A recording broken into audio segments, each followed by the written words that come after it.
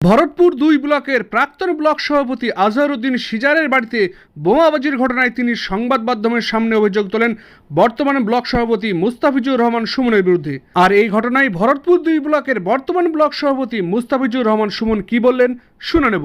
আপনারা যার কথা বলছেন উজুনিয়া গ্রামের এক প্রাক্তন নেতা, সে সকলেই জানে যে তার চরম মিথ্যাবাদী।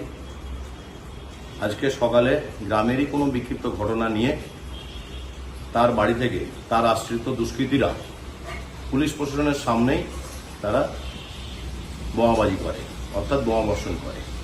সেখানে গ্রামের আমাদের যারা মেম্বাররা আছেন তারা নীরব দর্শকের ভূমিকা পালন করেছিলেন। টোটাল ব্যাপারটাই পুলিশ প্রশাসনের সামনে হয়েছে। পুলিশ প্রশাসন নিরপেক্ষ তদন্ত করুক, তাহলেই বুঝতে পারবে যে আজকে সকালে বোমাবাজি কে বা কারা করেছে।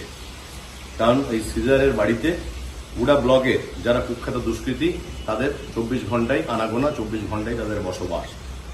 আর সে নিজেকে সবসময় যে তৃণমূলের নেতা বলে দাবি করে, কিন্তু বিগত দিনে আপনারাও জানেন 2021-এর বিধানসভা নির্বাচনে সে প্রকাশ্য দলের বিরোধিতা করেছিল।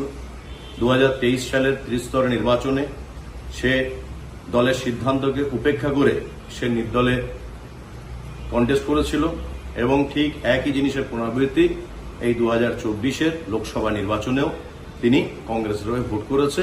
এটা আমাদের দলও জানে এবং আমাদের ব্লকের আপামর জনগণও জানে। অতএব সে বারবার নিজেকে যতই তৃণমূলের কর্মী বা নেতা বলে দাবি করুক না কেন, তার তৃণমূলীয় সত্তা অনেক আগেই খারিজ হয়ে গিয়েছে।